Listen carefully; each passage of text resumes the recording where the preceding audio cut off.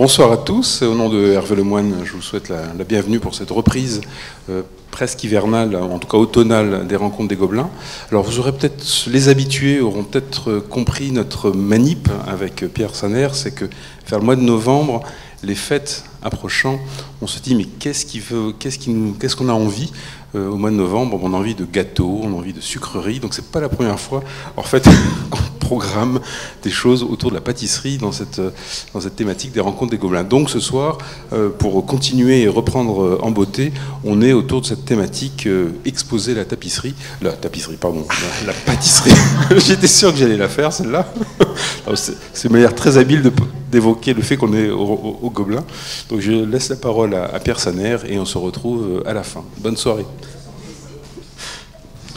Bien, merci. Et comme le dit effectivement très justement, merci Marc, c'est à la fois une sorte de petite manipulation que l'on a, mais elle est un peu perverse parce que vous n'aurez droit qu'à la partie théorique, malheureusement pas pratique, mais je ne doute pas que la pratique viendra à l'écoute de nos deux intervenants de ce soir, et pour lequel vous vous rendrez compte que finalement Dijon est à 2 pas d'ici, et Dijon n'est pas uniquement la capitale de la moutarde ou du pain d'épices, mais aussi de plein de belles choses à déguster, à découvrir, et qui vont être présentées par Zoé Blumenfeld-Chaudot, qui nous fait donc la gentillesse de venir ce soir là, depuis Dijon. Et nous étions ensemble hier dans une réunion à la Cité internationale de la gastronomie et du vin de Dijon, dont je dirais également un mot, et puis François Aulas, qui en a été le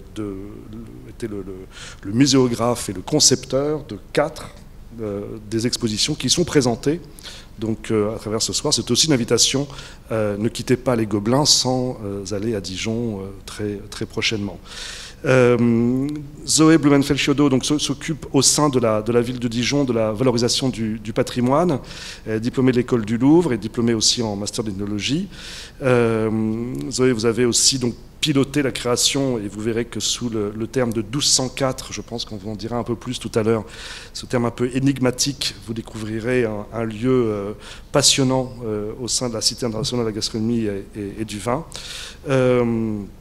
Et a travaillé étroitement avec son voisin François Aulas, cofondateur de l'agence ABAC, donc qui est une agence de muséographie et de scénarisation de scénariste d'exposition, auteur documentaire aussi, François, évoluant beaucoup dans une sphère dite scientifique depuis au moins une trentaine d'années, avec ce dont vous allez nous expliquer, une muséographie ou des expositions muséales et participatives. À dire vrai, je préfère participatif à immersif, mais on pourra en parler. Participatif, ludique et interactif. Et vous avez donc réalisé, créé, conçu plus d'une centaine d'expositions sur des thèmes extrêmement variés. Et ce soir, pour nous mettre en appétit et nous préparer aux fêtes, donc on va se poser la question de savoir comment on peut exposer la pâtisserie. Et derrière cela, je vous avoue que c'est aussi un questionnement que nous avons à la faveur de la création des cités de la gastronomie, pardon cette introduction un peu longue, mais de se dire comment traiter d'un sujet pour lequel on a un tel appétit ou une telle appétence sans avoir à un moment donné cette possibilité de mettre en exercice nos 5 sens.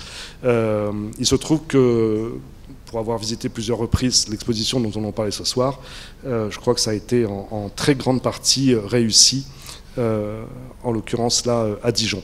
Dernier mot, je vous rappelle que la Cité internationale de la gastronomie et du vin de Dijon s'inscrit dans le prolongement de l'inscription du repas gastronomique des Français qui a eu lieu en 2010, et que c'est l'une des mesures phares que de créer ces équipements dédiés. Il y en a un donc à Dijon, par l'alphabétique, à Lyon, un équipement ou une cité à Lyon. À Paris-Rungis, des informations vont parvenir à vos oreilles très bientôt, avant la fin au tout début de décembre. Et puis Tours, qui est également avec un volet académique, fait également partie de ce réseau des cités de la gastronomie. Voilà, j'ai été beaucoup trop long, je laisse la parole et je les remercie très, très sincèrement et avec beaucoup d'enthousiasme. Merci beaucoup à nous faire la gentillesse de prendre la parole, de nous expliquer comment exposer la pâtisserie n'est pas forcément du gâteau. Merci Pierre. Bonjour à tous. Effectivement, aujourd'hui, avec François Aulas, on va avoir le plaisir de vous présenter l'exposition temporaire inaugurale qui a ouvert au mois de mai dernier à la Cité internationale de la gastronomie et du vin de Dijon.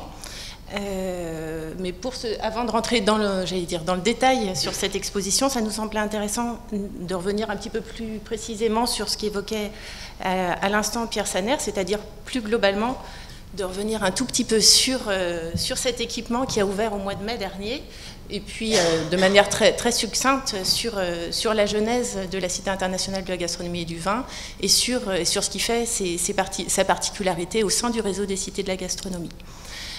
Comme le disait Pierre Saner tout à l'heure, mais je pense qu'un certain nombre d'entre vous, ne serait-ce que par le biais des différentes conférences qui sont organisées ici, avaient déjà eu l'occasion d'entendre parler du réseau des cités. Donc en 2010, le repas gastronomique des Français a été inscrit au patrimoine culturel immatériel de l'humanité, ce qui était une manière de reconnaître un art de vivre à la française, la manière dont on choisit des recettes dans un corpus de recettes qui s'est établi tout au long de l'histoire, dont on va à la recherche de produits choisis pour les réaliser, les manières de table qui sont associées, la manière dont, évidemment, on porte une attention toute particulière à l'art de dresser la table, les conversations gastronomiques qui accompagnent les dégustations, etc. En 2010, au moment où le repas gastronomique des Français a été inscrit, il y a deux autres patrimoines gastronomiques qui ont été identifiés par l'UNESCO. Ça me semblait intéressant de le resignaler à ce moment-là. C'était la cuisine traditionnelle du Mexique et l'art du pain d'épices de Croatie du Nord. Mais néanmoins, l'une des particularités qui a été celle de l'État français au moment de cette inscription, ça a été d'emblée de lancer un appel à projet de manière à lancer la création d'un équipement structurant qui permettrait de valoriser, de faire comprendre et de sauvegarder ce patrimoine culturel immatériel. Et du coup, au printemps 2012, mais Pierre Saner pourrait raconter cette histoire bien plus en détail que moi, l'État français et la Mission française du patrimoine et des cultures alimentaires ont lancé donc cet appel à projet pour identifier une collectivité territoriale qui aurait le désir de porter, de développer un équipement de ce type-là.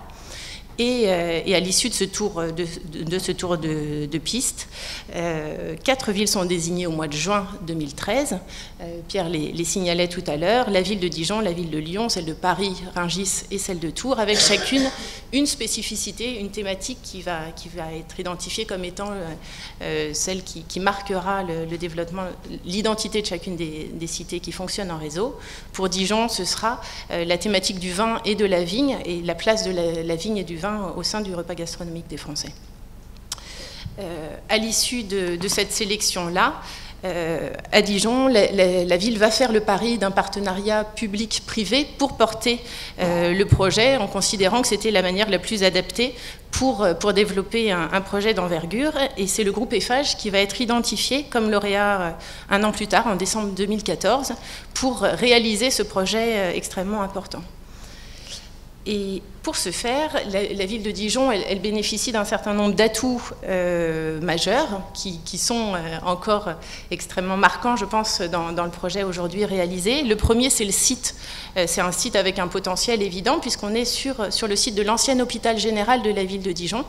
Un site qui a été fondé en 1204, j'en redirai un mot tout à l'heure, évidemment. Donc un site qui a été occupé pendant 800 ans par des services hospitaliers, qui occupe 6 hectares et demi, aux portes du centre-ville de Dijon, extrêmement bien connecté avec le reste de la ville, à 2 pas de la gare SNCF, et au kilomètre premier de la route des Grands Crus, qui fait quand même partie des éléments majeurs en termes notamment de rayonnement et de tourisme sur le territoire.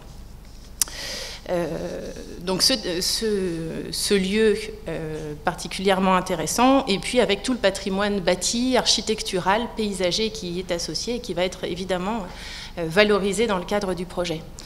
Le deuxième atout majeur, qui est celui de la ville de Dijon au moment où elle lance le projet de création de la cité, c'est la présence de 2 institutions qui manifestent les ambitions du territoire, à la fois les ambitions culturelles et académiques dans le domaine de la gastronomie et du vin. Je pense en fait au fonds gourmand de la bibliothèque municipale de la ville de Dijon, puisque depuis 1980, la ville de Dijon a au sein de ses bibliothèques municipales un fonds patrimonial spécifiquement dédié au patrimoine gourmand et au patrimoine œnologique. Et depuis 1985, elle est l'un des lieux de dépôt pour la BNF de l'ensemble des publications qui voient le jour dans ce domaine-là, y compris avec une collection aujourd'hui de 16 000 menus qui vont depuis la toute fin du XVIIIe siècle jusqu'aux périodes les plus contemporaines. Et puis le deuxième élément majeur pour le territoire dans ces thématiques-là, c'est l'existence depuis 2007 de la chaire UNESCO des cultures et traditions du vin, qui a été fondée par Jocelyne Perrard, dont nous redirons quelques mots tout à l'heure. Et puis dernier élément un peu marquant que je voulais signaler à ce moment-là, c'est l'inscription qui survient en 2015, donc 5 ans plus tard, au moment où le projet lui-même est déjà en train de voir le jour, l'inscription des climats du vignoble de Bourgogne par l'UNESCO encore une fois, mais cette fois-ci en tant que patrimoine mondial, c'est-à-dire que c'est vraiment un paysage culturel qui est identifié et qui est reconnu. Et ce qui est extrêmement important pour nous, c'est que la ville de Dijon, le centre-ville historique de la ville de Dijon, fait partie du périmètre qui est inscrit à cette occasion-là par l'UNESCO. Et que du coup, la Cité internationale de la gastronomie et du vin, en plus de sa mission initiale qui était de valoriser le repas gastronomique des Français, devient l'un des sites qui a vocation à servir de lieu d'interprétation des climats du vignoble de Bourgogne. Tout ça prend forme aujourd'hui à l'issue du coup d'une période d'une dizaine d'années, à la fois de jeunesse du projet, de chantiers de différentes natures, dans un grand site que vous voyez représenté ici à travers l'une des petites cartes qu'on a développées pour permettre aux visiteurs de circuler aisément sur le site depuis son ouverture. On est sur un site qui est extrêmement intéressant, je pense, qui fait la singularité de la Cité internationale de la gastronomie et du vin de Dijon par rapport aux autres cités, en tout cas dans celles qui ont déjà vu le jour aujourd'hui. C'est l'extrême cohérence du projet qui a été mené. Cohérence, j'allais dire déjà, des aménagements urbains, paysagers, bâtis, qui ont été menés sous la houlette de l'architecte Anthony Béchu, qui a été chargé par Eiffage d'assurer l'ensemble de la maîtrise d'œuvres architecturales du projet, donc à la fois la construction de bâtiments contemporains et puis tout le volet de restauration du patrimoine bâti. Mais l'autre chose qui est extrêmement importante pour nous, c'était évidemment la cohérence des composantes de la cité. Et comme je vais vous le détailler brièvement, la Cité internationale de la gastronomie et du vin, ce sont des espaces culturels, c'est ce dont on va vous parler aujourd'hui parce que c'est le cœur du sujet, mais néanmoins, il y a beaucoup d'autres composantes, à la fois en termes de formation ou de composantes commerciales, qui toutes concourent à la valorisation du repas gastronomique des Français dans toute sa diversité. Et ça, c'est vraiment une chose qui, pour nous, ville de Dijon, a été extrêmement importante, j'allais dire, auprès des préconisations qui étaient celles de l'AMF-PCA. C'est quelque chose auquel on a été extrêmement vigilant dès le début au sein de la collectivité, en travaillant vraiment main dans la main, très étroitement auprès du groupe Eiffage, pour qu'à tout moment, on reste dans cette épure-là, tel qu'on l'avait imaginé. Et l'un des outils qu'on a constitué, enfin, outil, le terme n'est pas très bien choisi, mais l'instance qu'on a constituée pour nous accompagner et dans cette genèse-là, c'est le comité d'orientation stratégique de la Cité internationale de la gastronomie et du vin qui a été constitué dès 2017, donc à un moment où on en était au début de l'élaboration des projets d'exposition, dont François vous parlera dans un instant. Et ce comité d'orientation stratégique, il avait vocation évidemment à suivre de manière extrêmement fine l'élaboration des contenus d'exposition, mais de par sa composition, on est sur une trentaine d'experts de la gastronomie et du vin, tout type de disciplines confondues. Ce sont des personnes qui étaient aussi extrêmement vigilantes à la nature des activités, notamment commerciales, qu'on allait développer sur le site. Et je pense qu'ils ont été extrêmement attentifs à nos côtés pour veiller à ce qu'à tout moment, la cité demeure voilà, un ensemble complexe avec beaucoup de composantes et de fonctionnalités différentes, mais toutes dédiées à un même objet. Ceci étant dit, donc il y a un pôle culturel. À travers ce terme pas très joli, on entend un certain nombre d'espaces d'exposition permanentes et temporaires. Les expositions qui sont relatives au repas gastronomique des Français et au climat du vignoble de Bourgogne, c'est celle dont on parlera aujourd'hui. Donc ça, on y reviendra dans un instant, donc je ne vais pas plus loin. Un autre lieu d'exposition qui s'appelle le 1204, qui est le centre d'interprétation de l'architecture et du patrimoine de la ville de Dijon, qui a été élaboré dans le cadre du label Ville d'Art et d'Histoire et qui qui prend place au sein de la cité, avec à ses côtés une petite antenne de l'office de tourisme de la ville. Des centres de formation qui ont vu le jour sur site, à la fois avec l'école Ferrandi qui a ouvert une antenne sur le site de la cité, en même temps que l'ensemble du site. Tout a ouvert dans un même élan au mois de mai dernier. L'école Ferrandi, ils ont ouvert un espace de 800 mètres carrés environ, qui accueille sur 2 plateaux environ 110 étudiants internationaux par an, à la fois pour se former au métier de la cuisine française et au métier de la pâtisserie française. Autre espace, donc je ne sais pas si vous voyez la souris quand je la déplace. Donc l'école Ferrandi, elle est située ici, dans ce qu'on appelle le canon de lumière, qui est le grand geste architectural de l'architecte Anthony Béchu pour la réalisation du site. À côté de l'entrée, ici, on trouve une antenne de l'école des vins de Bourgogne, qui était extrêmement importante pour nous, puisqu'évidemment, on est là aussi pour proposer une initiation à la dégustation et à la connaissance des vins de Bourgogne, avec des formules spécifiques qui ont été élaborées par le Bureau interprofessionnel des vins de Bourgogne pour les besoins du site. Donc on est là pour proposer des offres qui sont couplées, relativement brefs, voilà, une sorte de première initiation à un certain nombre de notions qui sont marquantes dans ce domaine-là.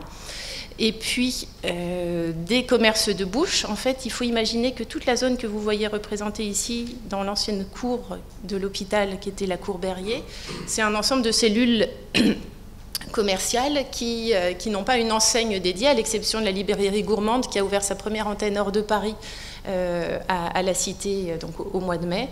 Ce sont du coup un certain nombre de lieux de vente de produits gastronomiques français qui sont dans des cellules thématiques. Alors cellule, c'est le terme commercial, mais du coup dans des boutiques thématiques, on a une boutique dédiée aux produits de la mer, une autre à la charcuterie et à la viande, une autre au fromage, etc., etc. Avec la vraie idée dans ce qu'on appelle du coup le village gastronomique, qui est cet ensemble de commerces, du coup d'être vraiment dans des produits choisis avec soin selon tous les critères qui ont été établis selon une charte elle-même rédigée par les membres du comité d'orientation stratégique, qui fixe vraiment les enjeux, ce qu'on veut voir comme commerce et à contrario ce qu'on ne veut surtout pas voir se développer sur place, et avec un concept qui est particulièrement intéressant, puisque dans ce que vous voyez ici, j'ai l'impression que c'est le numéro 18, là, qui est juste sous ma souris, on trouve la cuisine expérientielle, qui est une grande salle de cuisine ouverte, qui est vraiment le cœur névralgique de la cité dans cette dimension-là, puisque c'est le lieu à la fois où se tiennent des démonstrations, des masterclass, des ateliers de pratiques alimentaires ouvertes voilà, à tous ceux qui le souhaitent, et avec un vrai concept de fonctionnement, j'allais dire, voilà, sous le terme de village gastronomique, c'est bien ça ce qu'on entend. Les produits qu'on trouve dans les différentes boutiques servent à la fois à la réalisation des plats ou des ateliers qui se déroulent dans la cuisine expérientielle, et puis sont également utilisés par l'école Ferrandi. Donc il y a vraiment un fonctionnement en écosystème aussi de cette dimension-là. Voilà, et puis d'autres lieux qui sont quand même importants à signaler parce qu'ils font partie du site dans sa globalité. On a un certain nombre de salles de cinéma qui ont ouvert simultanément, qui permettent de créer de manière constante tout au long de l'année un flux de visiteurs. Donc on a un ensemble de 9 salles qui ont été ouvertes qui sont exploitées par le groupe Pathé, avec lequel du coup on peut travailler aussi de manière intéressante pour programmer des projections de films qui ont un sens au sein de la cité par leur thématique, et puis certaines des salles qui peuvent être utilisées comme auditorium pour l'organisation de conférences. Et puis un hôtel qui est la seule partie qui n'a pas encore ouvert, qui ouvrira ses portes à l'été prochain. Et c'est pas mentionné ici, on ne l'avait pas mis avec François quand on a préparé notre petit dossier, mais on a tout au bout du site ce qu'on appelle le village Baïséa, qui est un village de start-up, elle aussi entièrement dédié au domaine de l'alimentation et de l'agroalimentaire. Donc voilà, je voulais essayer de vous démontrer un peu de manière rapide à quel point on est sur un site qui est vaste, qui est varié par ses fonctions et qui en même temps est extrêmement cohérent dans ses propositions. On le voit sous une autre forme ici. On vous a mis quelques photographies qui donnent à voir un peu les ambiances du lieu, à la fois à l'école Ferrandi, dans la cave à vin. J'ai oublié de mentionner l'ensemble des lieux de restauration de la cité, mais du coup ça me permet de le faire à cet endroit-là. On a 3 lieux de restauration majeurs qui sont portés par un même groupement, qui est le groupement Épicure, qui travaille avec un traiteur, qui est le traiteur Dansard, qui est un traiteur qui avait l'habitude de travailler avec des grands chefs, et avec Éric Prat, qui est le seul chef triplement étoilé de la région Bourgogne-Franche-Comté, qui est aux côtés de Jocelyne Pérard, le coprésident du comité d'orientation stratégique, et qui participe à l'élaboration de la carte dans ces différents lieux de restauration, à la fois une table gastronomique, un lieu qu'on appelle le comptoir de la cité, qui est plus de restauration un peu plus rapide ou de vente à emporter, et puis la cave à vin superbe que vous voyez à la droite de l'écran, avec une vraie proposition de 3000 références de vins qui sont proposées, dont 250 en œnomatique, ce qui permet vraiment des dégustations au verre tout au long de l'année d'une très grande variété de vins. Voilà, et puis pour finir sur la vision un petit peu globale qu'on voulait partager avec vous sur la cité, évidemment il y avait la cohérence au moment où on a monté le projet. Je pense que Pierre peut témoigner de tous les débats qu'on a eus au sein du comité d'orientation stratégique et puis au fur et à mesure de la jeunesse du projet dans ce domaine-là. Mais une fois le site ouvert, évidemment, il faut continuer à faire en sorte que cette belle cohérence qui a été voulu soit lisible, visible pour nos visiteurs. Et de ce point de vue-là, il y a beaucoup d'actions qui sont menées. Évidemment, pour nous, ce qui était extrêmement important, c'était de créer un système de billetterie qui soit un système de billetterie unique, qui permet pour les visiteurs une expérience assez fluide à l'échelle de ce site extrêmement grand, puisqu'on peut avoir des billets couplés qui permettent à la fois de visiter les expositions, mais aussi de participer à des dégustations, à des ateliers, etc. Et puis ça se manifeste aussi évidemment dans la mise en place d'une programmation culturelle, pédagogique et événementielle qui est commune à l'ensemble du site et qui nous permet d'aller au-devant de la grande diversité des publics qui sont attendus dans un lieu tel que celui-ci. On est évidemment un lieu qui est ouvert au grand public, qui soit un public local, régional, touristique.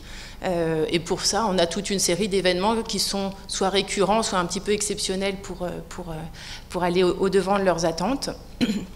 On a un public également professionnel qui est attendu et qui était déjà au rendez-vous, hein, puisqu'après 6 mois d'ouverture, ce n'est pas juste des attentes, mais c'est aussi le constat qu'on peut dresser. Il y a beaucoup de travail qui est mené en lien notamment avec les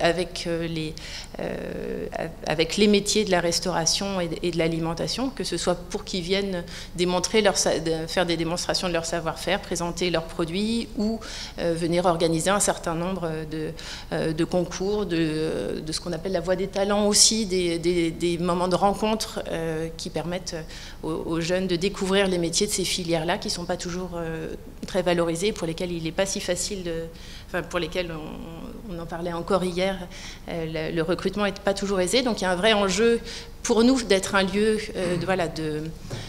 d'échange et de valorisation de ces savoir-faire et de ces métiers. Et puis, on l'a mentionné ici, mais il y a évidemment tout le volet pédagogique, parce qu'un lieu, ça faisait partie du cahier des charges, évidemment, des cités de la gastronomie, que d'être un lieu à destination aussi du jeune public. Alors, quand je dis jeune public, c'est à la fois depuis les maternelles jusqu'à l'enseignement supérieur. Et on a des propositions pour tous ces publics-là. Et ce tout au long de l'année, prenant appui sur les différents espaces d'exposition pour faire découvrir le repas gastronomique des Français. Voilà, je voulais faire cette petite introduction générale qui vous permettait de comprendre où prenait place l'exposition pâtisserie, et puis on va commencer à zoomer dans les expositions. Je te passe la parole, François. Merci. Donc, moi, je suis arrivé, l'équipe ABAC est arrivée dans le projet en 2017. Donc, on a passé 6 ans à travailler sur ce sujet. Alors, il faut dire qu'avec Zoé, on a assuré le co-commissariat des 4 expositions qui sont présentées actuellement sur 1750 mètres carrés. Pourquoi 4 expositions? Non seulement il y avait 4 espaces qu'on avait un peu identifiés en travaillant avec les architectes, Et puis, ce qui nous semblait intéressant, c'est d'aller dans le sens d'une cité, c'est-à-dire d'un endroit où il se passe toujours quelque chose, où on peut déambuler, choisir de visiter une expo, puis aller boire un coup au bistrot du coin, aller visiter une autre exposition, aller manger à midi, visiter une troisième exposition, etc.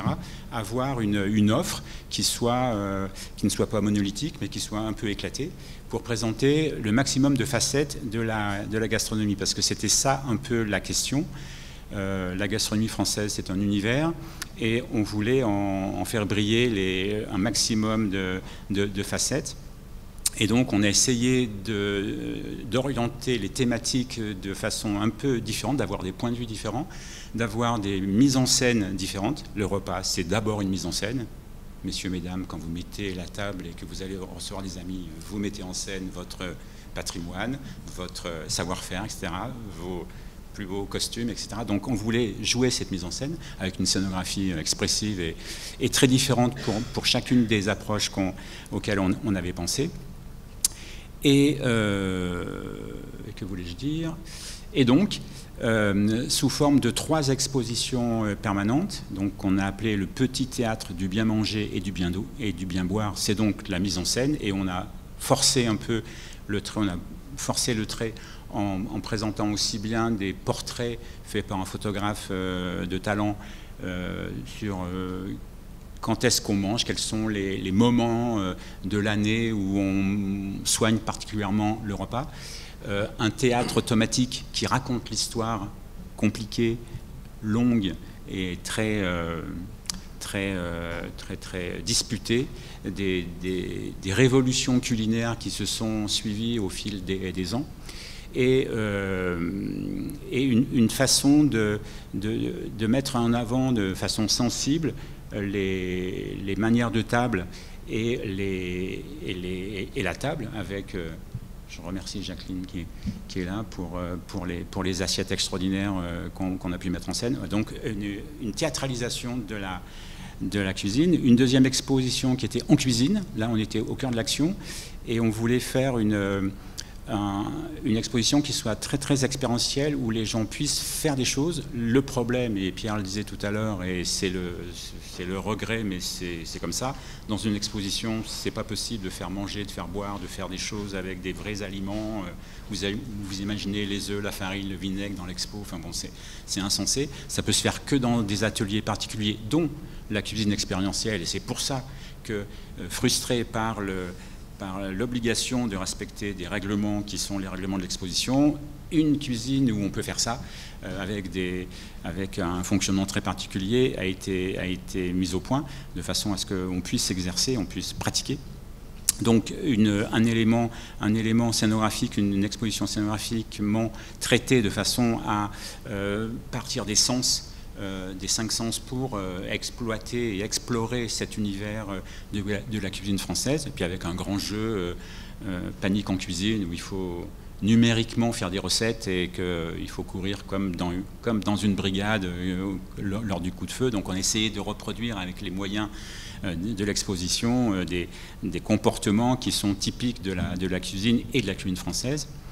Et puis un zoom particulier sur les climats. Zoé parlait tout à l'heure de l'inscription des climats, qui ne sont pas le temps qu'il fait, mais qui sont des parcelles de territoires qui ont été pendant pratiquement 2000 ans dépierrés, traités, exploités, etc., dont il sort, paraît-il, les meilleurs vins du monde. Moi je suis lyonnais, donc je peux dire qu'en Bourgogne c'est les meilleurs vins du monde, c'est vrai. Donc pour valoriser cette pratique viticole, vitivinicole, qui aussi permet d'avoir un aspect ethnologique et de montrer que c'est vraiment une histoire qui s'est construite, qui dure encore.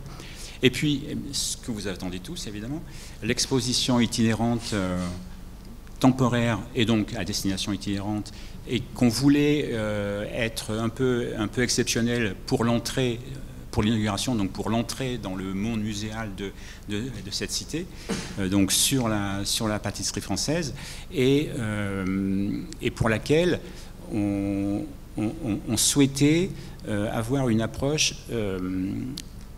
la plus globale possible, encore une fois, pour faire le tour du problème, ce qui est pas simple.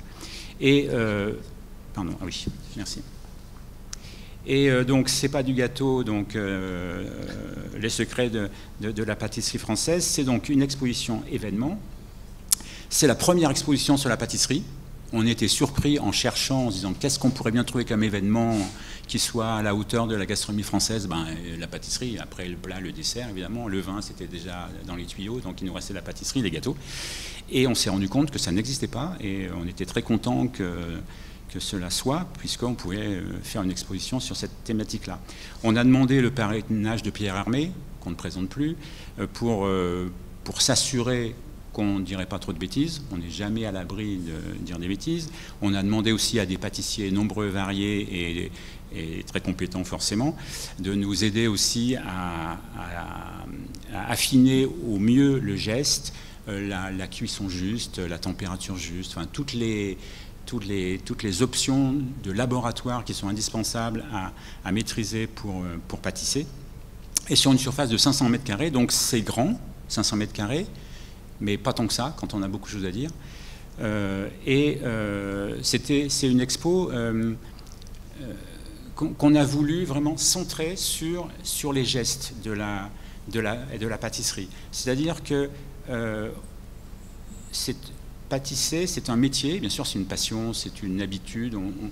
Les enfants commencent tout petits, on sait tous faire dès qu'on a 5-6 ans, une crème, un gâteau, donc ça paraît facile. En même temps, c'est d'une complexité inouïe pour maîtriser, pour reproduire, et on voulait faire comprendre cette dimension. Donc, on voulait d'abord s'adresser à tous les publics. Forcément, les gâteaux, ça intéresse tout le monde, et ils se tissent des liens intergénérationnels dans l'acte de faire de la pâtisserie, et on en parle. Aborder toutes les facettes de la pâtisserie française, je l'ai dit, la confronter aux autres traditions, parce qu'on a beau être la meilleure pâtisserie du monde, évidemment, d'autres existent, et qui ne sont pas des moindres, et donc on voulait un peu montrer que d'autres existent, que d'autres pâtisseries ont des points d'appui, ont des racines différentes des nôtres, et qu'elles font des choses qui sont intéressantes, et d'ailleurs que de plus en plus les pâtissiers contemporains français s'inspirent de ces traditions pour avec de la technique française, aller plus loin, faire des propositions hors normes, inventer, donc beaucoup de créativité. Travailler avec des professionnels pour avoir des images, parce qu'il nous fallait bien sûr des gens en train de faire de la pâtisserie dans nos formats. C'est toujours un peu curieux, parce que dans le format de l'exposition, on est obligé d'avoir des films, des multimédias, des photos, et on a toujours besoin de regards très particuliers qui ne sont pas forcément des regards de reportage ou des regards artistiques, mais qui sont des regards plus didactiques, plus illustratifs, orientés. Et donc à chaque fois, il faut trouver les bonnes images. Et donc souvent le plus simple, c'est de les faire, comme ça au moins on peut les contrôler, on peut savoir exactement comment elles vont s'adapter au discours qu'on a à mener. Et travailler avec des professionnels, on parlait de Ferrandi tout à l'heure, on a tourné pendant 4-5 jours à Paris dans le laboratoire dans un des laboratoires de Ferrandi avec un des pâtissiers star qui a fait des gâteaux merveilleux et super bons, parce que bien sûr quand ils ont été fabriqués, qu'on les a photographiés, filmés, tout ça, ils étaient sur la table, on les a mangés évidemment, et c'était vraiment quelque chose. Julia s'en souvient, qu'on a partagé après, parce qu'il y en avait tellement que le dernier soir, on a coupé tout ça en morceaux, on les a mis dans des doggy bags, et chacun est parti avec ses petits bouts et d'ailleurs, Zoé se mord encore les doigts de ne pas être venue à ce tournage, mais bon, hein. J'ai dit que c'était un peu pervers, thématique. Ouais, non, mais ça, c'était formidable. C'était un grand moment. Côtoyer des professionnels qui ont le geste sûr, ils battent une pâte que c'est évident, puis nous quand on s'y met on n'y arrive pas, ils dressent c'est comment ils font quoi. Bon, bien sûr 15 ans de métier, hein, ça aide, mais c'est quand même merveilleux d'être là et de pouvoir faire des images et de voilà, donc on s'en servira de ces images, je vous dirai comment tout à l'heure. S'affranchir de l'impossibilité de la dégustation, ça c'était, voilà, il fallait faire envie, il fallait faire comme si on allait pâtisser soi-même, mais sans le faire vraiment. Donc trouver des moyens, et là actuellement, on a le numérique qui nous sauve la vie, c'est-à-dire qu'on peut faire, comme dans les jeux vidéo, on peut, avec les mains, avec les doigts, on peut faire des gestes qui sont des gestes, des vrais gestes, on peut les vérifier, on a des moyens, enfin bon, techniques de vérifier qu'on tourne assez vite ou assez lentement une crème pour que ça soit de la bonne crème anglaise, etc. Donc qu'on puisse écrire aussi des joyeux anniversaires sur un gâteau, essayer avec un cornet, merci. Pas simple, mais voilà, on peut faire ce qu'on appelle nous des manips, donc des expériences tactiles et gestuelles, et donc pratiquer les publics, c'est-à-dire qu'on ne voulait pas que ça soit une exposition les mains dans les poches, on voulait que ça soit une exposition où les gens puissent toucher, faire en famille, tout seul, enfin comme ils veulent d'ailleurs, c'est bien, et où on les implique dans l'exactitude du geste et dans la prise en compte de la difficulté de gestes qui paraissent faciles quand c'est d'autres qui les font, et surtout des professionnels. Donc voilà nos intentions. Tu me coupes parce que autrement je vais parler tout seul. Alors on a fait un parcours en 6 étapes, je crois. Et l'étape 1, alors l'étape 1, c'est ce que j'ai dit tout à l'heure, on s'est dit on va commencer par évacuer les autres pâtisseries pour se consacrer sur la pâtisserie française, mais tout en les honorant. Et on a imaginé non seulement un mat de cocagne, qui rappelle tous les bons produits qui font la pâtisserie, et que souvent la médecine nous dit dont il ne faut pas abuser, et des devantures qui présentent le Japon, les États-Unis, les pays de l'Est, mais plutôt l'Empire austro-hongrois pour faire simple, et puis le Maroc ou la Tunisie ou l'Orient. Voilà. Et la forme on a cherché une forme originale, et la forme est le papier découpé, c'est-à-dire que les gâteaux qui sont présentés sont en papier découpé, fait en 3D, donc c'est extrêmement délicat, c'est extrêmement fin, et c'était dans la filiation de la pâtisserie française, mais qu'on a voulu mettre en scène pour honorer d'autres pâtisseries. Vous voyez, il y avait un côté... il n'y a pas que nous qui sommes fins et distingués dans la pâtisserie, évidemment. Et là, c'est une façon au lieu de mettre des photos, au lieu de mettre... voilà, on a voulu honorer les pâtisseries du monde de cette façon. On en a pris 4 parce qu'on n'avait pas plus de place. On n'a que 500 mètres carrés. On aurait eu 800, on aurait fait plus. Mais bon, voilà. On est toujours limité, toujours trop à dire, pas assez de surface et surtout pas assez d'argent. Mais ça, c'est pour les expos d'après.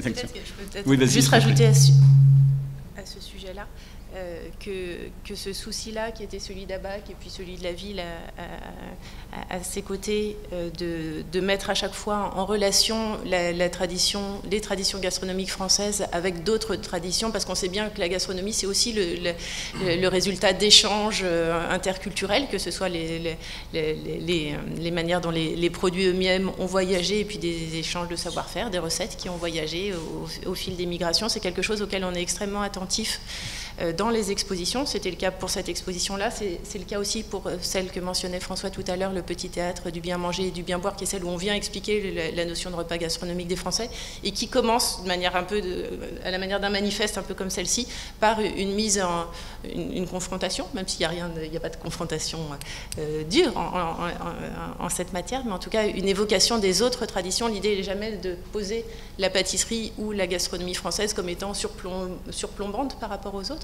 Et au contraire, nulle part, elle n'est pas venue elle a une longue histoire, elle a été fécondée par tout un tas de produits et de savoir-faire, et donc voilà, c'est vraiment quelque chose qui nous tient à cœur, et dans les expositions, puis qui se ressent également dans toute la programmation qu'on met en place tout au long de l'année, et puis dans les expositions à venir, c'est quelque chose qu'on va continuer à conserver.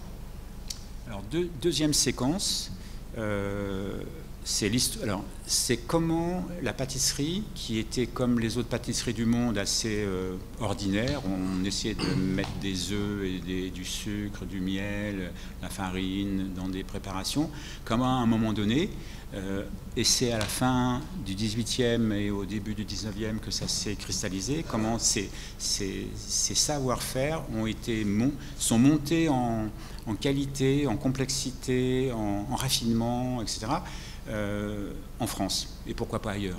Il y a eu des personnages, des personnalités extrêmement puissantes qui se sont démenés. Alors ça a commencé bien sûr dès le XVIIIe avec François de La Varenne par exemple, mais avec Escoffier plus tard ou avec Carême, Antonin Carême.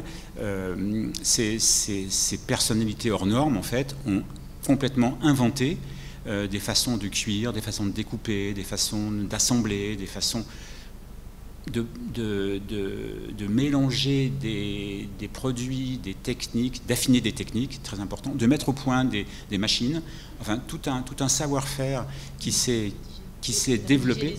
Et en plus, évidemment le rôle de l'édition, voilà, de la publication très important, non seulement dans la manière de fixer ces savoir-faire-là. Voilà, mais ils les ont écrits, ça nous est resté. Et d'ailleurs, Escoffier, c'est encore la Bible que les étudiants de Ferrandi et d'ailleurs connaissent pratiquement par cœur, parce que c'est la base de laquelle on peut progresser, mais c'est la base de ce qu'il faut savoir faire comme geste, comme connaissance du produit, c'est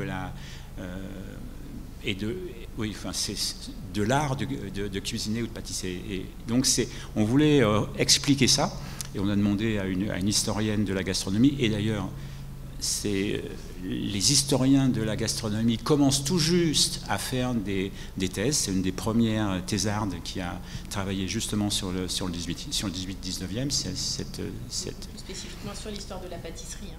Pas de la gastronomie en général, mais vraiment de la pâtisserie en particulier, Colline Arnaud. Il faut en profiter pour non seulement la pâtisserie commence à se montrer, mais elle commence aussi à être étudiée pour ce qu'elle est, pour un art et pour riche d'une très longue histoire, et qui continue bien sûr, parce qu'on a aussi interrogé un autre spécialiste du marketing contemporain, et donc qui accompagne les jeunes pâtissiers, les start-up, etc., et qui les drive dans ce qu'elles ont de plus créatif à apporter à la pâtisserie pour ce qui nous concerne.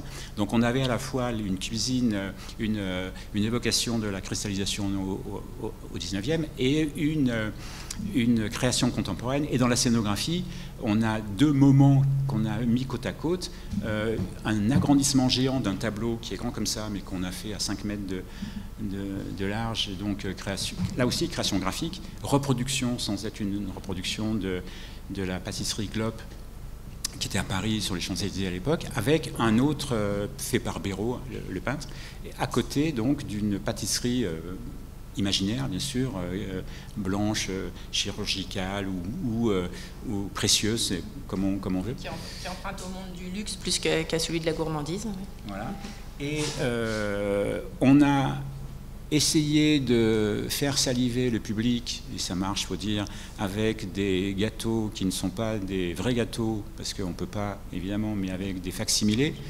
Et voilà, on a fait faire des facsimilés pas possibles, et quand on a fait faire le facsimilé d'un gâteau fétiche de Pierre Hermé, il a été bluffé, parce que pourtant il utilise des facsimilés pour mettre de temps en temps dans ses boutiques, mais là on était content. L'ISPA était à la hauteur de ce qu'il produit d'habitude, donc c'était bien. Et d'ailleurs on s'en est fait emprunter un ou deux gâteaux, mais enfin bon, ça il ne faut pas le dire. Oui, c'est tentant.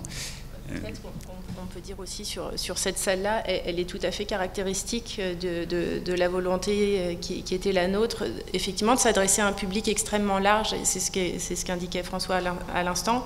À la fois, vous le voyez dans cette scénographie dans laquelle les visiteurs peuvent s'installer, peuvent toucher un certain nombre de gâteaux qui sont mis à leur disposition, peuvent s'installer à une table qui a été dressée, se voir dans le miroir avec le fond de décor que vous avez vu dans l'image précédente et se prendre en photo, hein, ça marche effectivement dès le premier jour. C'était la manière dont les uns et les autres procédaient. Donc on a cette première appropriation, j'allais dire un peu théâtrale, qui a quelque chose de complètement magique aussi vu la thématique de l'exposition, de ces gâteaux mis sous cloche, ou voilà, régulièrement on est interrogé par les visiteurs qui nous disent mais est-ce que ce sont vraiment des vrais gâteaux ou pas, parce qu'ils voient le marbre, il y a quelque chose dans le décorum qui fait qu'ils ont l'impression d'être face à à de vraies pâtisseries, et en même temps de faire en sorte que nos visiteurs qui ont une connaissance plus fine déjà de ces thématiques puissent aussi trouver des éléments qui les intéressent, qui les contentent. Et ça, effectivement, on est dans cette combinaison entre une approche théâtrale, ludique, joyeuse, et puis en même temps ces interviews qui ont été réalisées pour les besoins des expositions, qui viennent chercher auprès d'experts pointus de chacune des thématiques une vision sur le sujet qui est abordé dans cette salle-là. Et c'est vraiment quelque chose qu'on a essayé de tenir dans l'ensemble du parcours d'exposition. Et avec aussi là on voit sur l'image de droite un écran, c'est un multimédia qui commente et qui propose des informations sur tous les gâteaux présentés. Et d'ailleurs, on a eu du mal, et ça c'est intéressant, je parle pour les futurs historiens, on a assez peu de données fiables, précises, sur l'histoire des gâteaux. La tarte tatin, Alors, il y a des légendes. On a rapporté les légendes quand on savait que c'était des légendes. De temps en temps, on a eu des informations précises, fiables, on l'a dit aussi. Mais ça permettait d'aller plus loin. C'est aussi ce qui nous intéresse. Dans une scénographie comme celle-là, on peut passer 5 minutes dans la salle parce que c'est sympa. On apprend des choses, on écoute une interview pendant 2 minutes. Mais aussi, on peut passer 10 minutes à feuilleter un multimédia et à avoir de l'information précise sur un certain nombre de thèmes, et on le verra pendant toute l'expo. On a fait beaucoup d'approfondissements, ce qu'on appelle nous des approfondissements, ce qui permet aux amateurs d'aller plus loin. Donc là encore, on s'adresse à tout le monde, ceux qui passent un moment, parce que voilà. En promenade, on a vraiment des visiteurs qui sont là plus.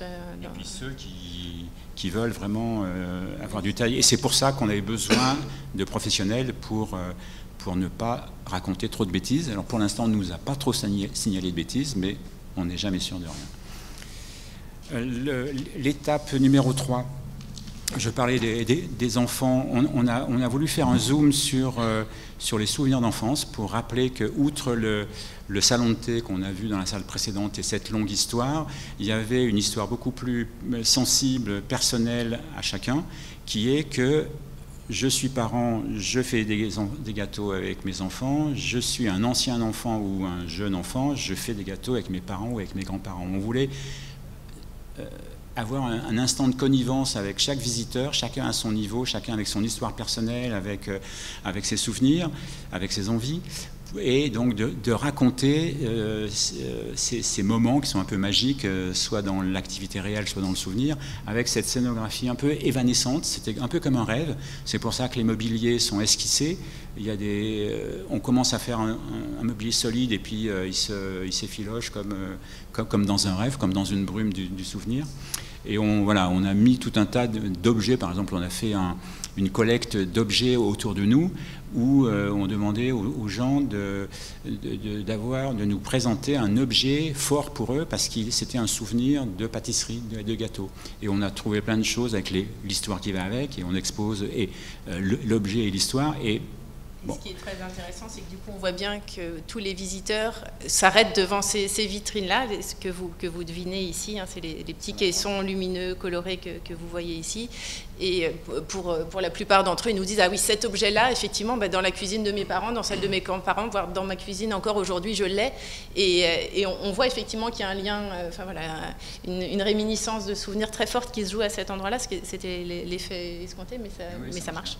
Et au centre, on parlait des sensations. On a mis des souvenirs odorants, cette fois-ci, pour les gâteaux, les gâteaux traditionnels, pour Noël, les anniversaires, pour les gâteaux qui sont incontournables dans l'année, quoi.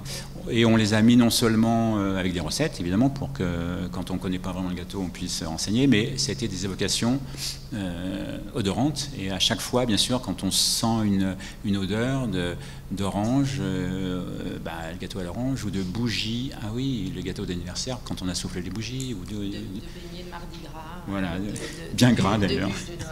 Exactement. Donc voilà, là, on voulait que les gens régressent un peu et prennent plaisir à se remémorer des bons souvenirs. On a rajouté dans cette séquence-là ce que vous devinez aussi. Dans cette salle également, il y a des interviews, même si elles ne sont pas représentées là sous l'angle de la photographie qu'on a choisie. Il y a les interviews de Jean-Jacques Bouteau et de Gabriel Lépousé, qui sont sémiologues pour l'un et neurophysiologues physiologiste pour l'autre, et qui, chacun avec leur expertise, interrogent le rapport de l'enfance avec la pâtisserie ou avec le sucre de manière plus fine. Et puis il y a une très très belle interview de Philippe Conticini, le pâtissier que vous connaissez certainement, qui est diffusé également dans cette salle, et qui a quelque chose d'extrêmement émouvant, parce qu'il explique à quel point pour lui la pâtisserie, l'art de la pâtisserie, c'est l'art de la transmission d'émotions. Et donc, à quel point pour lui, l'élaboration d'un gâteau, elle a vocation à transmettre une émotion qui est celle du pâtissier, et dont il espère qu'il puisse la partager avec ceux qui dégusteront ces gâteaux. Et puis on a aussi un certain nombre d'installations qu'on voit à l'arrière, qui sont les évocations aussi de souvenirs pâtissiers dans les comptines, dans la littérature jeunesse ou dans la littérature de manière plus générale, ce qui nous semblait important parce que ça fait partie évidemment de tout l'univers qui est associé à celui du gâteau. Mais pour revenir sur Philippe Conticini et aussi d'ailleurs sur Pierre Hermé, c'est des personnalités assez extraordinaires, et les avoir côtoyés comme ça simplement, voilà, en discutant pâtisserie, c'est assez étrange. Une petite anecdote, la première fois où j'étais voir Pierre Hermé, j'étais un peu impressionné, demander à Pierre Hermé d'être parrain d'une exposition qui était encore sur du papier, qui n'était pas vraiment finie, voilà. Et donc j'arrive chez lui, je rentre, et il était à une table, je rentre, voilà, un peu gêné, voilà, bonjour, on avait rendez-vous, et donc il était en train de manger un gâteau, les yeux complètement perdus, il mangeait son gâteau, et donc voilà, alors son assistante vient, dit, bon, on va se mettre là, donc elle nous déplace un peu sur la droite, autour d'une table qui était là, et il mangeait toujours son gâteau, et donc à un moment donné, il a fini de manger son gâteau, et il nous dit, ouais, excusez-moi, je déguste les dernières productions de Conticini. Et il avait les yeux, mais vraiment loin, quoi.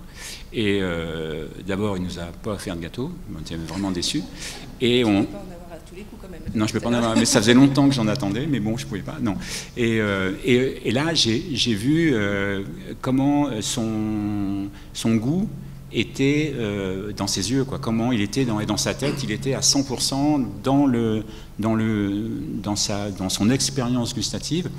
Il faut dire que Conticini, après, quand on l'a interviewé, lui, il disait ce qui compte, c'est le plaisir qu'on a, et en bouche, un gâteau doit durer 20 secondes, 30 secondes, 1 minute, 10 minutes, 20 minutes.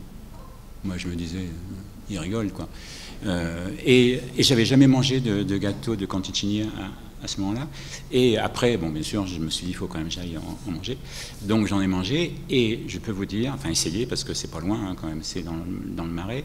Vous achetez un Paris-Brest, par exemple, de Conticini, ben, je vous assure que pendant 10 minutes, ou pendant un quart d'heure, c'est pas la peine de manger autre chose, vous êtes dedans. Et si vous vous concentrez, il y a du monde, c'est-à-dire il y a de la sensation, première bouche, deuxième bouche, c'est vraiment, je sais pas comment il fait, mais c'est vraiment génial. Et donc, l'interviewer, le faire parler sur sa passion, sur la façon de transmettre, sur ce qu'il ressent. Bon, l'interview, elle fait que 2 minutes, nous on en a eu, je sais pas, une demi-heure, donc on a profité. Mais c'est vraiment des moments rares, et ça se ressent dans l'interview qu'on a monté ensuite. Enfin voilà, donc ça, c'était le partage de personnalités exceptionnelles qui nous ont bien inspirés, évidemment, et qu'on a essayé de rendre dans l'ensemble du parcours. Ensuite, un petit zoom sur un hommage aux générations précédentes, puisque dans l'introduction, on évoquait donc les grands pâtissiers, et là on a fait une petite histoire de la pâtisserie, et puis les grands noms, et puis Pierre Hermé nous a autorisé à publier les 12 commandements aux jeunes pâtissiers, qui sont rigueur, travail, goût et encore goût. Ouais, bon, donc c'était marrant. Et voilà, on a des portraits. Donc là, c'était la séquence historique, disons. Ensuite, alors là, c'était une des pièces maîtresses du dispositif, c'était le laboratoire. Parce qu'un pâtissier travaille au gramme près et au degré près pour que ça soit reproductible. Parce que si vous avez un gâteau qui ne ressemble pas à l'archétype du gâteau que vous appelez, ça ne marche pas. Vous faites un pot-au-feu, il y a 1 milliard de façons de faire un pot-au-feu, parce que c'est pas la forme qui compte, c'est ce qu'on met dedans. Puis la forme, c'est dans une gamelle, ça va. Une religieuse, s'il n'y a pas l'appareil tout bien comme il faut, qui a été fait avec les bons ustensiles, c'est un gâteau au chocolat un peu raté, c'est pas une religieuse. Et donc tous les gâteaux sont extrêmement normés, et c'est ça qui est difficile. Et on voulait faire prendre conscience aux visiteurs que c'est un vrai laboratoire. Alors moi qui suis chimiste de formation, ça me va bien le laboratoire. Et donc je me suis dit, il faut faire vivre ces expériences-là, et donc on va mettre les visiteurs en posture de cuisiner. Donc c'est les écrans qu'on voit au premier plan, et on va leur faire découvrir comment est-ce qu'on prépare une pâte, comment est-ce qu'on fait de la crème, quels sont les gestes, quelles sont les quantités, alors, en plus on a des petits jeux avec des petits quiz pour que les gens se rendent compte que voilà, il y a des règles de l'art qu'il faut connaître et qu'il faut respecter pour que ça marche, autrement ça ne marche pas, on rate le gâteau, vous connaissez ça comme moi. Donc on a fait ces installations interactives pour peser, mélanger, pétrir, cuire, décorer, donc qui sont les grands gestes, et toutes les images qui sont dans les écrans où on fait faire des gestes aux gens, elles sont reproduites sur une vidéoprojection qui est juste devant sur la table. Vous voyez, en fait, chacun des plans de travail, ils sont constitués de la même manière. On a 2 écrans qui permettent aux visiteurs de jouer, de répondre effectivement aux petites questions dont parlait François, ou d'avoir des jeux plutôt tactiles, manuels sur de la gestuelle, et puis qui sont mis à chaque fois en vis-à-vis avec une projection des mains de Stevie Antoine, qui est donc l'un des chefs pâtissiers de chez Ferrandi, qui aujourd'hui officie à l'école Ferrandi de Dijon, et dont on a vraiment... on assiste à une sorte de chorégraphie, à un ballet à la fois dans la beauté du geste et dans son efficacité, qu'on essaye de copier, ou au moins dont on s'inspire, voilà, à défaut de pouvoir l'imiter complètement. Donc on voit ça dans les images suivantes aussi, où on voit donc des futurs pâtissiers œuvrer à essayer de reproduire les gestes, et derrière on voit un grand panneau documentaire, et donc ça c'est l'aspect presque encyclopédique d'ailleurs, mais synthétique, c'est ça qui est compliqué, faire une encyclopédie synthétique, où on a fait, là c'est les crèmes et les pâtes, sur 7 mètres de long, on explique ce que sont toutes les crèmes et ce que sont toutes les pâtes. Une sorte de grand arbre généalogique des familles de crèmes et des familles de pâtes. Ouais. Avec peu de mots, mais avec le maximum de sens. Donc c'était un vrai défi, parce que là on a été aidé formidablement par nos pâtissiers conseils, parce qu'arriver en quelques mots à expliciter un ensemble complexe, une spécificité d'une crème ou d'une pâte, c'est pas simple. Donc on s'est pas mal pris la tête. On a fait ça en duo, l'un corrigeant l'autre réciproquement, donc ça allait. Mais c'était un peu le cœur, pour nous c'était le cœur du réacteur, quoi. C'était là qu'il fallait pas rater le comment exposer la pâtisserie, hein, qui est une des réponses à laquelle qu'on voulait donner à cette question. Et il y a quelque chose de très fort dans la manière dont l'exposition vit maintenant depuis 6 mois. Les photographies qu'on a choisies, elles en témoignent. Au moment où on travaillait sur l'exposition, moi je me disais que c'était des jeux qui intéresseraient peut-être plus le jeune public. C'était le cas aussi pour Panique en cuisine, le jeu que François évoquait tout à l'heure, qui est dans l'exposition en cuisine, où on se met dans la peau d'un cuisinier dans sa brigade. Et en réalité, on se rend tout à fait compte que c'est le public dans toute sa diversité qui vient... qui se prête au jeu. Et en plus, on a mis en place tout un système de graduation. Il y a différents niveaux dans les jeux. Donc, il y a des jeux qui sont accessibles aux enfants les plus jeunes. Et puis, voilà, il y a un système de petites toques qui permettent de bien comprendre où on en est. Et puis, des jeux plus complexes. Dans les petits quiz, on a également des questions qui sont toutes simples sur les mesures, par exemple. On peut avoir des questions plus d'ordre historique.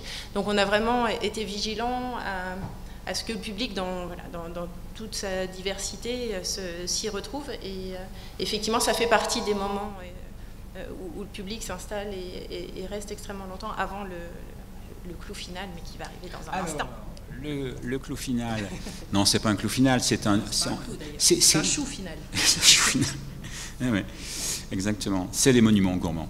Parce qu'on s'est rendu compte en travaillant et en parlant avec des pâtissiers tout le monde nous parlait de la même chose en fait, mais pas de la même façon évidemment, et que c'était finalement des monuments, c'est-à-dire il y a un certain nombre pâtisserie, de production, qui sont devenues incontournables, aussi bien d'un point de vue classique, c'est des choses qu'on trouve dans toutes les pâtisseries de France et de Navarre, que le monde entier copie, en plus, qui sont déclinées de façon contemporaine, explosées, coupées en morceaux, revisitées comme on dit, donc ça continue à vivre autrement que ça a été conçu, mais c'est la même chose. Et on trouvait que c'était intéressant que ces monuments, qu'on a commencé à appeler monuments comme d'un point de vue comme ça, imaginaire, on s'est dit, mais au fait, ouais, si on faisait des vrais monuments, donc si on faisait des gros gâteaux géants dans lesquels on puisse rentrer, c'est Charlie et la chocolaterie, mais sans chocolat. Et donc voilà, on a fait quelques monuments. Là, il y a un gros chou, un gros chou qu'on peut décliner. Enfin bon, c'est des choses interactives, on a des choses à toucher. Il y a une brioche, évidemment, vous reconnaissez. Il y a aussi, au fond, entre les deux, il y a l'incontournable macaron de Pierre Armé, évidemment, qu'on ne peut pas, avec son envolée. Voilà. Donc là, on voulait rendre hommage à cette créativité qui s'est installée et qui est devenue patrimoine. C'est un vrai patrimoine, ces gâteaux-là.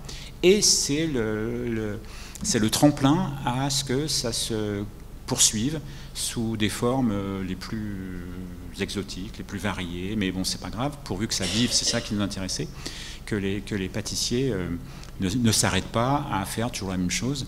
Et d'ailleurs, c'est un truc qu'on a remarqué, enfin qu'on a mis en évidence dans la première salle, c'est que cette explosion de la pâtisserie, elle date des années 70. Avant, les pâtissiers faisaient toujours un peu la même chose. Alors bien sûr, il y avait des pâtissiers qui avaient un savoir-faire à eux. Je pense à Pralu, par exemple, qui fait des choses aux pralines qui sont merveilleuses. Bon, moi, quand j'étais gamin, il y en avait un dans ma ville. Bon, il y a longtemps, c'était déjà Pralu, ils faisaient déjà ça. Et maintenant, il y en a encore des Pralus, il faut aussi ça. C'est parfait. Il y en a plein d'autres, hein, des pâtissiers régionaux. Là aussi, on voulait rendre hommage à la France des pâtisseries, j'allais dire la France des pâtisseries profondes, mais c'est plutôt la France profonde des pâtisseries qui partout inventent des trucs. Soit c'est des pâtisseries régionales qui datent du Moyen-Âge, quand on gratte un peu, ça vient de très loin, elles ne sont pas forcément très élaborées, mais elles sont toujours offertes, partagées, ça fait partie du patrimoine festif d'une ville, d'une région, tout ça. Et aussi à la créativité de ceux qui ont inventé des nouveaux gâteaux. Je pense par exemple à la tropézienne, qui est un gâteau qui a été inventé de toutes pièces, qui est devenu un classique maintenant. Et donc ça reste des monuments qui continuent et qui sont devenus classiques, versus des nouveaux monuments qui se mettent en place. Par exemple, le Paris-Brest. Le Paris-Brest, ça date de 1895, pardon. Et ça continue à vivre, ça continue à se décliner, faire au lieu d'être rond, maintenant ça peut être en bâton, peu importe, ce qui compte, c'est que ça soit bon et qu'il y ait les ingrédients de base, pâte à choux et crème mousseline à prenne, exact. Voilà. Donc, et vous voyez sur la carte du milieu, la carte de France, là, où on a voulu mettre... et à chaque fois que les visiteurs nous disent « Mais pourquoi vous n'avez pas mis le mien, le gâteau de mon village ?» Je dis « Oui, mais la carte n'est pas assez grande. » Ou on n'a pas... Oui, on sait, mais on n'a pas trouvé la photo, et on ne voulait pas aller faire une photo dans ce village, parce que, bon, faire le tour de France pour faire des photos dans les villages, on y serait encore. Avec grande joie, d'ailleurs, mais ça mettrait du temps. C'est vrai que l'ensemble des familles de pâtisseries auxquelles François faisait allusion, donc la famille des macarons, celle des gâteaux de voyage que vous voyez ici avec l'installation plutôt autour des cakes, de la biscuiterie, du pain d'épices, les entremets dont on aperçoit la tranche ici, les gâteaux à base de pâte à choux, les brioches qui sont une sorte de grand symbole du monde de la viennoiserie. Et il faut imaginer qu'à chaque fois, au-delà de ce grand geste scénographique, on vient, comme on le voit avec les petits-enfants qui sont ici, soulever un couvercle, tirer une tirette en pivotant ou d'une autre manière. Ici, voilà, soulever un petit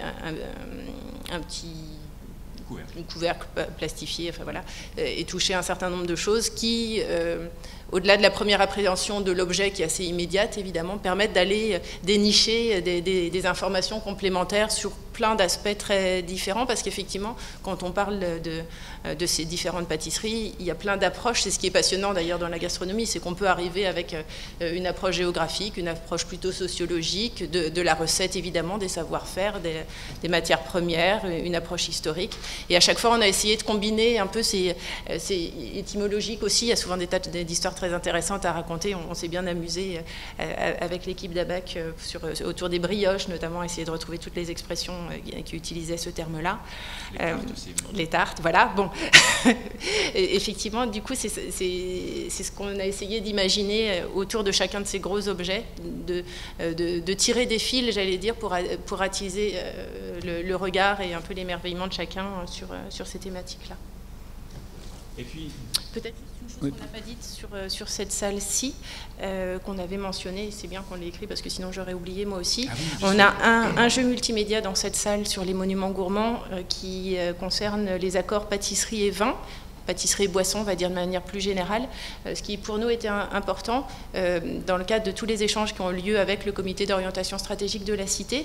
La Cité de Dijon, comme je vous l'ai dit au début, est pôle moteur au sein du réseau sur la question de la place de la vigne et du vin. Et du coup, ça fait partie des fils conducteurs qu'on a essayé de tenir dans toutes les expositions de la Cité. Et ce sera le cas pour les prochaines également. À chaque fois, de porter une attention à cette question de l'accord entre un mets et une boisson, que ce soit un vin évidemment de manière privilégiée, mais aussi d'autres types de boissons, qu'elles soient alcoolisées ou non. Et dans l'exposition pâtisserie, on a effectivement un multimédia qui vient remplir cette exigence qui était la nôtre, puisqu'on a un meilleur ouvrier de France en sommellerie qui vient proposer sous une forme ludique, voilà, de trouver l'accord idéal entre un gâteau au chocolat, une tarte aux fruits et plein d'autres desserts et une boisson qui peut y être associée. Et là, ça a été vraiment intéressant de travailler avec ce meilleur ouvrier de France, Eric Göttelmann, parce qu'au début, il ne croyait pas il me disait, mais qu'est-ce qu'on peut faire avec des gâteaux? Ça va être trop compliqué. Je lui disais non, c'est pour monsieur tout le monde ou madame tout le monde, ça ne sera pas que du café, du thé ou du lait, il faut trouver, vous avez bien des accords incroyables.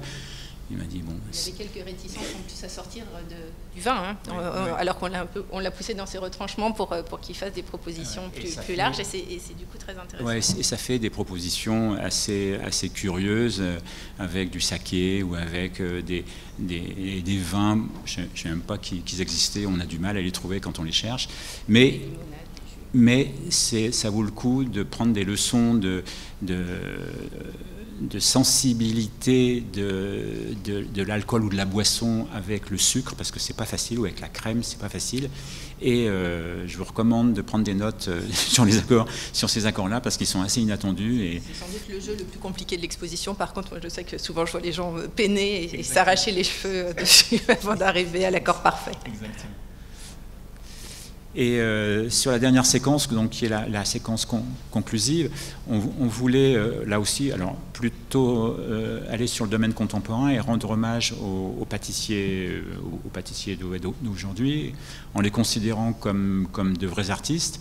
Et d'ailleurs, ce qui est amusant, c'est que on a appris que dans le milieu des pâtisseries haut de gamme et des pâtissiers stars, il y a une espèce de course à qui fera chaque année la meilleure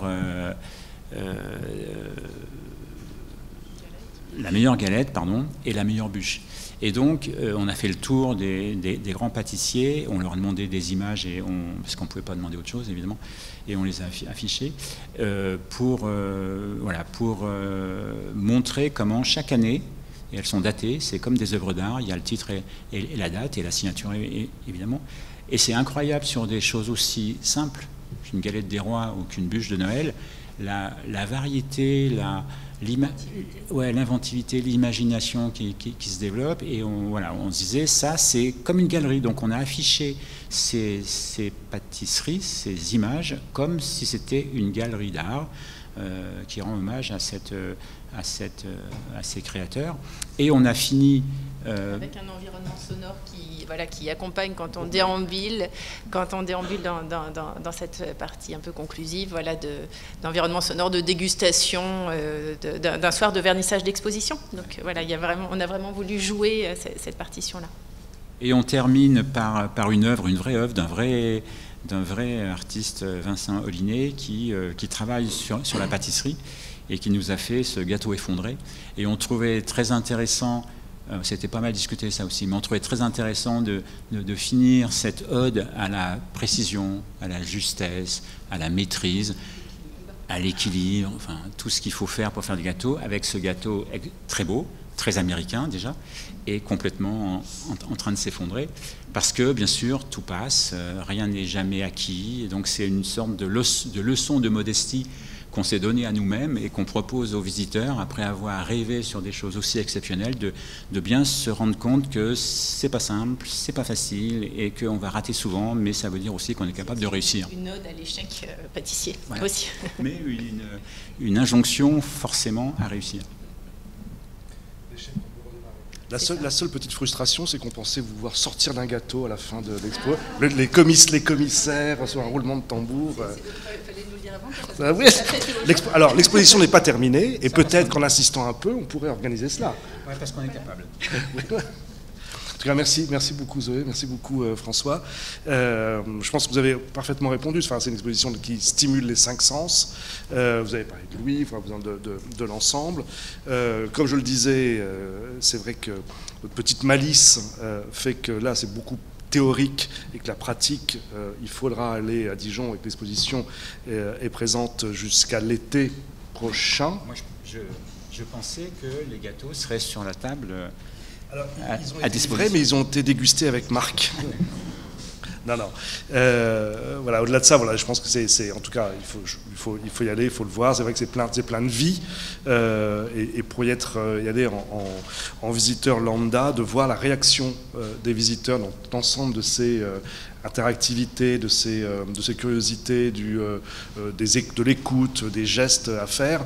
Je crois que c'est une réponse très juste à l'attente du public sur des expositions de la sorte. Voilà, c'était mon avis, c'est pas du tout une question, mais peut-être que vous-même vous avez deux, trois questions sur le sujet de la pâtisserie, sur le sujet de l'exposition, sur le sujet de ce lieu cet équipement dédié qui est aussi un peu inventé, qui n'a pas d'équivalent à proprement parler, qui pioche dans plusieurs choses. Est-ce que le sucre vous donne et la pâtisserie donne envie de questions? Oui. Merci.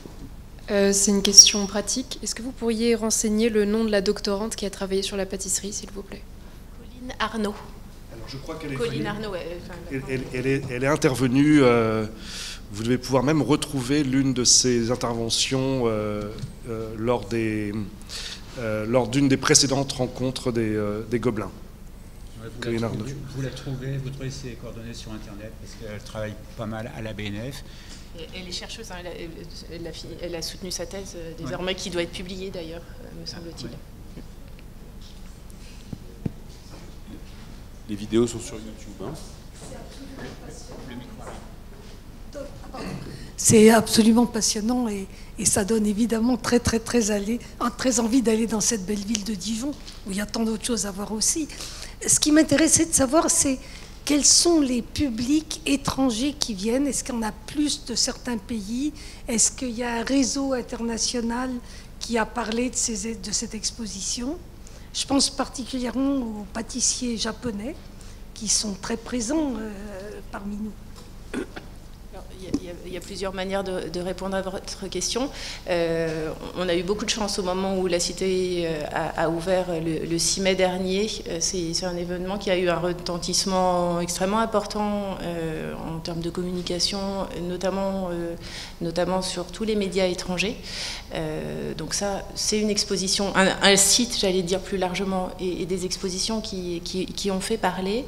La ville de Dijon a la chance d'être une ville touristique de manière importante. Alors, ne travaille pas à l'office de tourisme, je ne suis pas experte sur ces questions-là, mais ça fait des années qu'il y avait un flux important de touristes, notamment chinois, qui souvent arrivent à Paris, descendent vers le sud de la France et ont besoin d'une ville-étape. Et Dijon fait partie des villes-étapes bien identifiées par les autocaristes notamment. Après, évidemment, les touristes asiatiques aujourd'hui ne sont pas encore pleinement de retour, où que ce soit en Europe et pas plus à Dijon qu'ailleurs. Par contre, Dijon est une ville et la cité est un lieu qui, depuis son ouverture, attire beaucoup de touristes étrangers. On a eu beaucoup de touristes d'Europe du Nord, d'Allemagne, des Pays-Bas, d'Angleterre également. Voilà, mais ce qui fait partie des flux touristiques, j'allais dire, naturels de la ville, avec un attrait complémentaire aujourd'hui qui est celui de l'ouverture de la cité.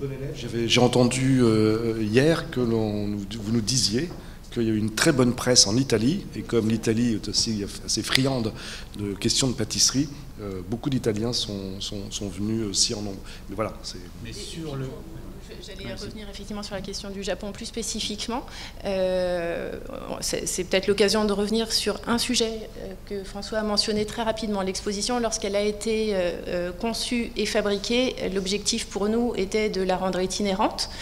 Donc on est aujourd'hui en train de travailler, on est en contact avec différentes structures qui pourraient accueillir d'autres présentations de l'exposition. Et parmi les premiers contacts qui sont pris, il y a des structures qui sont au Japon. On a des collègues qui étaient sur place il y a encore quelques jours, parce qu'effectivement il y a une sorte d'évidence. On sait bien le nombre de pâtissiers japonais qui viennent se former en France et réinterpréter les gâteaux dont nous avons parlé aujourd'hui, voilà, avec des nouveaux ingrédients, avec des savoir-faire qui se transforment un petit peu. Et donc effectivement ça fait partie des pays pour lesquels on espère pouvoir mettre en place une étape de présentation de l'exposition. Et puis François va peut-être intervenir aussi sur les pâtissiers japonais. Sur les pâtissiers japonais, parce qu'on a dans les gâteaux français de la première salle, on a un Mont Blanc, enfin un facsimilé d'un Mont Blanc fait par Yoshida, le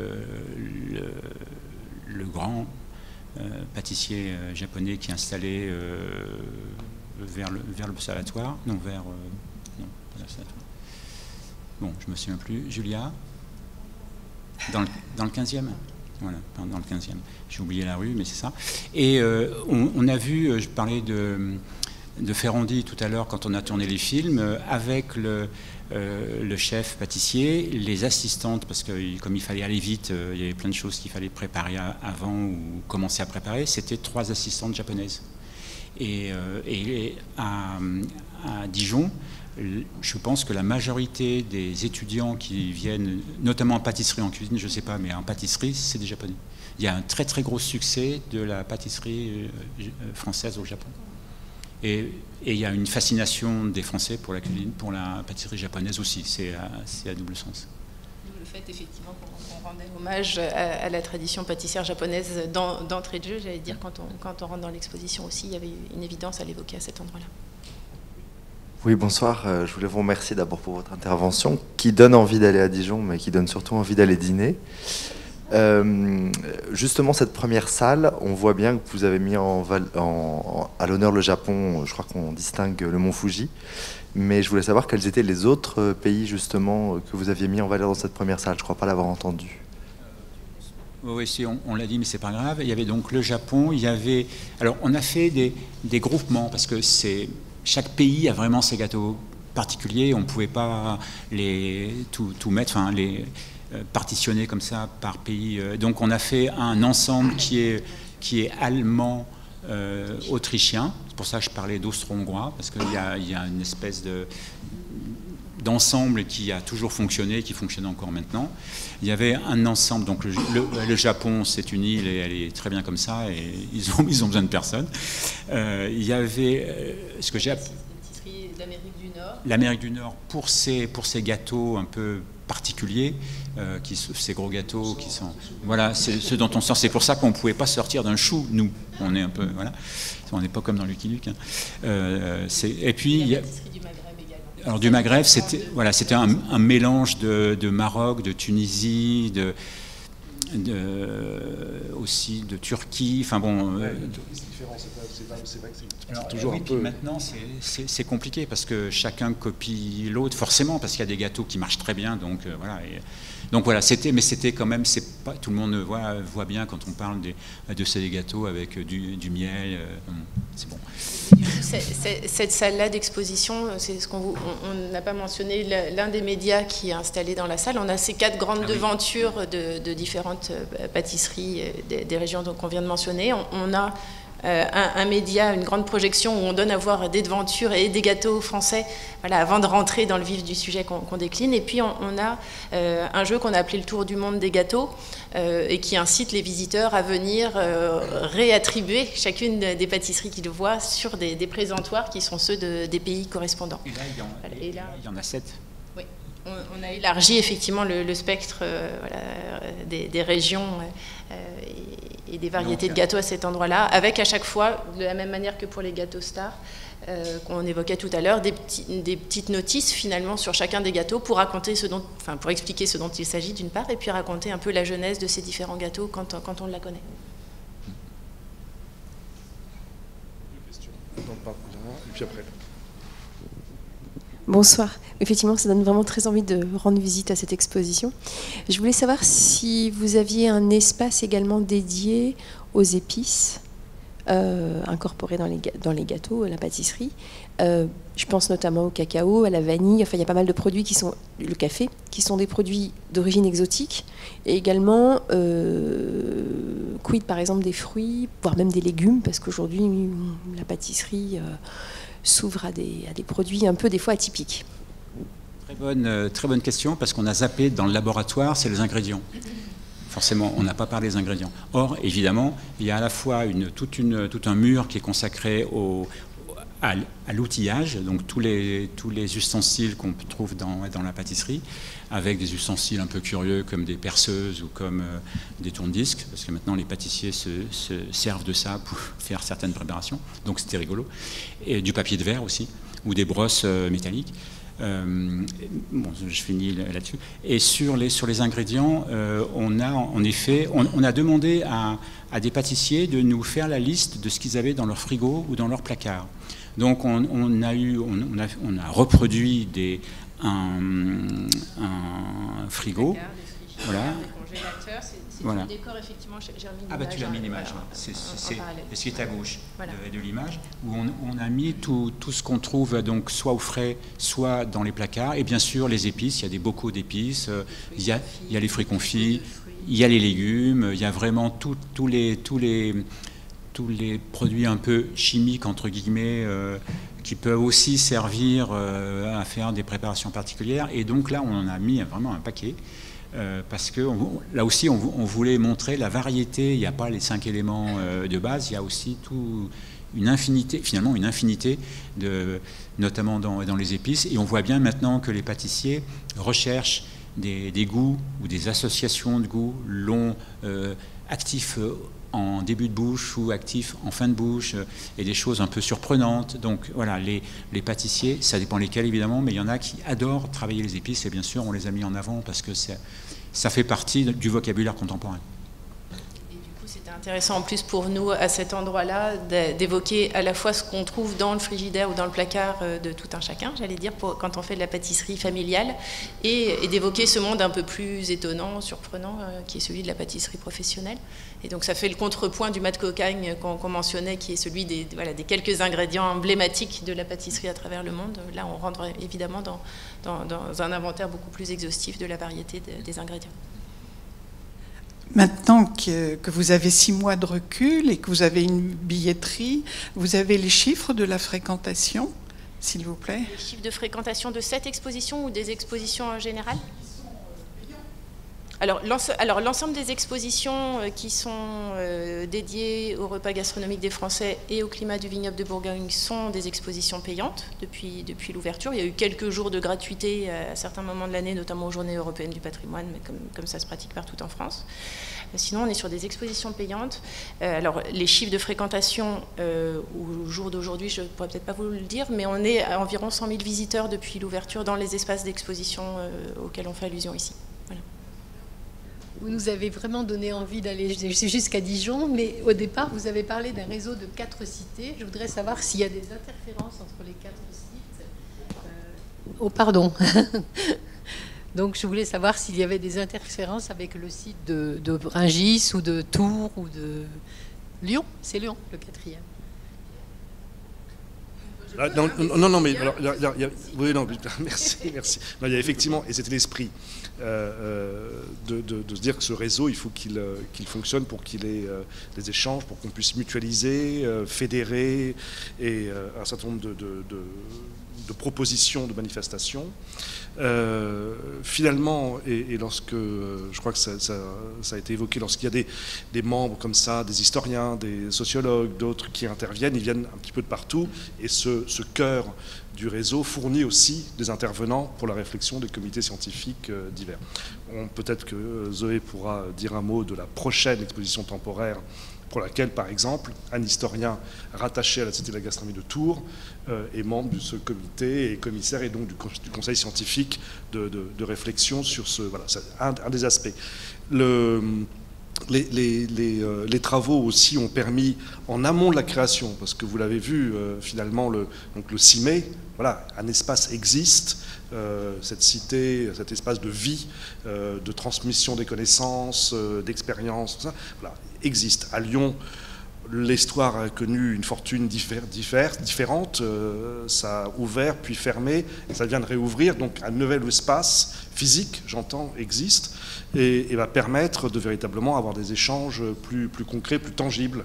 Et c'est le cas aussi pour Tours, avec un lieu qui s'appelle la Villa Rabelais, qui a, et Zoé l'a très bien précisé, chacun est un pôle moteur, vin et vigne à Dijon, santé, nutrition à Lyon, c'est un ancien hôtel-Dieu. Tours, c'est plutôt une version académique et universitaire et de sciences gastronomiques. Et Paris-Rungis, dont on va dévoiler vraisemblablement un nouveau calendrier le 6 décembre. Là, je peux vous le dire, avec un espace, avec des groupements, avec un chantier, avec un calendrier, sera plutôt concentré sur les questions liées au développement durable et à l'alimentation, voilà, saine et durable. Mais ce que vous pointez, et c'est l'objet d'une toute prochaine, dans notre calendrier, réunion de travail qui va permettre une mise en place. Donc, en amont de la création de ces espaces proprement dit, il y a eu des échanges sur quel choix, c'était le prologue de la présentation de Zoé, un partenariat public-privé, quelle place pour un service public de l'alimentation, quel type d'entrepreneuriat, quelle politique des publics, quelle billetterie. Donc voilà, chacun a pu partager dans des réunions qu'on organisait tous les 6 mois et faire part d'une expertise des uns et des autres en fonction de l'avancement de chacun des projets. Et indiscutablement, maintenant, on va passer dans une phase nouvelle qui va être d'essayer de coproduire, de co-écrire, de co-concevoir des expositions qui auront la difficulté d'être à la fois singulières dans chacun des lieux, produites ensemble, et qui, pour la proximité entre les Dijonnais et les Lyonnais, soient quand même différentes. Donc voilà, c'est une nouvelle forme de réflexion qu'il va falloir mener, mais elle peut se faire aussi à travers des salons du livre tournants, à travers des cycles de cinéma, à travers des conférences, et pourquoi pas délocaliser de temps en temps les rencontres des Gobelins à Dijon, à Lyon, à Tours ou à Paris-Rungis. Peut-être que Zoé voulait ajouter une précision. Non, c'est bon. Non, okay. ça correspond à ce que j'aurais dit. Oui. Si on nous offre les gâteaux, hein. Pas de problème. Hein. Et un petit saké pour certains, il y a des très bonnes choses aussi. La ville de Beaune qui est en train de construire, mais ça sera quoi alors? À Beaune, comme à Chablais et Mâcon, vont ouvrir dans l'année qui vient un certain nombre d'équipements culturels qui sont dédiés, eux, au vin de Bourgogne et au climat du vignoble de Bourgogne. Donc on est vraiment dans des parcours qui vont être spécifiquement dédiés à la question viticole, dans toute l'acception que ça peut avoir. Après, ce sont on échange très étroitement à la fois avec l'Association des climats du vignoble de Bourgogne qui joue un rôle relativement similaire à celui de la MFPCA vis-à-vis de l'État français, puisque c'est elle l'interlocuteur à l'échelle de l'ensemble du périmètre du paysage qui est classé. Et puis avec le bureau interprofessionnel des vins de Bourgogne, donc qui est les représentants des acteurs, des professionnels de ce domaine-là. On n'est pas revenu en détail sur la question du comité d'orientation stratégique de la Cité, donc cette trentaine d'experts qui nous accompagnent depuis 2017. Depuis 2017, on a des représentants de l'Association des climats, du BIVB, du Bureau interprofessionnel des vins de Bourgogne, qui sont à nos côtés, de manière à être attentifs, d'une part à la justesse des propos qu'on tient, c'est évidemment ce qu'on attend d'un conseil scientifique, mais aussi à la complémentarité à venir entre les équipements l'équipement qui a ouvert à Dijon et les équipements qui vont ouvrir dans ces autres villes. Donc il y a un travail en bonne intelligence qui se joue à ces endroits-là depuis la jeunesse de l'équipement. Ils ont travaillé étroitement avec nous sur toute l'élaboration des contenus, la validation des contenus qui sont celles de la Chapelle des climats et des terroirs, l'une des 3 expositions permanentes de la Cité. Une dernière question. Et avec Bordeaux, avec la Cité du vin de Bordeaux, vous travaillez aussi ou vous... Alors aujourd'hui, on n'a pas de lien en particulier avec eux, même si on a un certain nombre de membres de notre comité scientifique qui sont aussi membres du comité scientifique de la Cité du vin de Bordeaux. Après, je dois dire que pour nous, une des choses importantes, c'est on est avant tout une cité de la gastronomie. Donc pour nous, la question viticole, elle vient en mineur, si je puis dire, par rapport à la ligne de force qui est celle de la gastronomie française. D'où le fait que les liens qu'on tisse en priorité sont plutôt avec des équipements qui évoquent l'alimentation et la gastronomie. Et évidemment, après, on a des partenariats scientifiques et des échanges avec toutes les autres structures au fur et à mesure des projets sur lesquels on travaille, évidemment. Merci beaucoup, bonne soirée et à la semaine prochaine.